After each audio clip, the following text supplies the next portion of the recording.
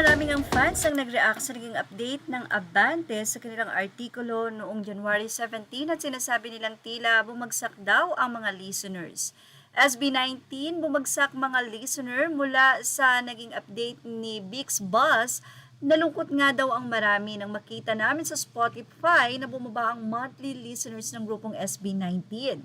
Umpisa ng taong 2026 ay nasa 1.5 million pa ang monthly listeners nila, pero nangangalahati pa lang ang buwan ng Enero ay nabawasan agad ito ng 100,000 listeners. Huling check nga namin nung isang araw ay nasa 1.4 million na lang daw ang latest count sa monthly listeners ng Kings of P-Pop. Umaasa kasi kami na tataas ito dahil nag-announce sila ng bagong concert ang Wakas at Simula, the Trilogy Concert Finale na magaganap sa April 18 sa SMDC Festival Grounds. May mga 80 naman na nagsasabi na almost 6 months nang walang bagong kanta ang grupo kaya patuloy sa pagbaba ang monthly listeners ng grupo. Ang huli naman, nakanta nila ang Umaaligid kung saan nakakulab nila for the first time si Sarah Geronimo na nilabas noong July 30 last year. Samantala, patuloy ang social media post ng 80 na makinig ng SB19 songs sa Spotify para tumaas muli ang monthly listeners ng mga SB19 o ang kanilang minamahal na grupo. At ngayon naman nga pong January 19, bagong update ng Abante. Ito po ay kahapon January 18, SB19 may 1B na sa Spotify. Nako, mukhang iba na po to dun sa una nilang update.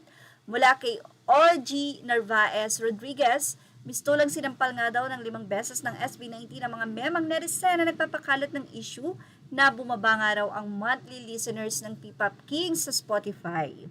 Aba nitong weekend nga ay umakyat na sa 1 billion streams sa Spotify all across credits ang SB19.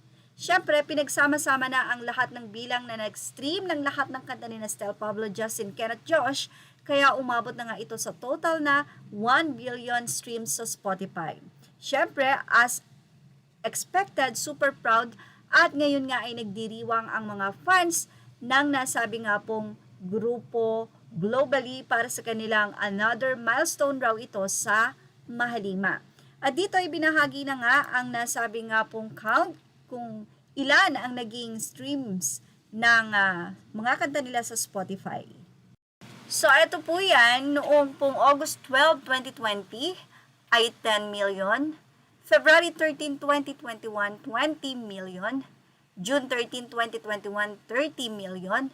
July 17, 2021, 40 million. August 3, 2021, 50 million. August 25, 2021, 60 million. September 19, 2021, 70 million. October 23, 2021, 80 million. December 5, 2021, 90 million. January 23, 2022, 100 million. May 12, 2023, 200 million. November 19, 2023, 300 million.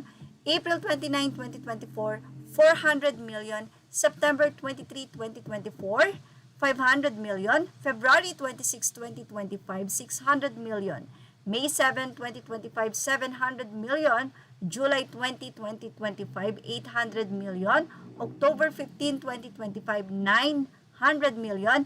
At ngayon nga pong January 16, 2026 ay nag 1 billion na nga ito. Well, congratulations po SB19 at hindi lang yan dahil ibinahagi nga ng mga fans or ng 18 ang pag-purchase nila ng nasabi nga pong Redmi Note 15 ang Xiaomi kung saan ay ini-endorso ito ng SB19 at sila nga ang ambassador. Well, yan po at talaga namang ginagastosan nila at nag-iipon sila. Sabi nga nila, grabe ang yaman pala ng mga 18 endorse ng phone yung SB. Bumili talaga kayo, wahaha, natatawa na lang ako kasi sobrang mahal talaga ng 18 ng 5. Baka cars na ang endorse nila next time. At yan ang ating showbiz top update. Images are all credit to the rightful owners. Please like, share, and subscribe. Thank you for watching.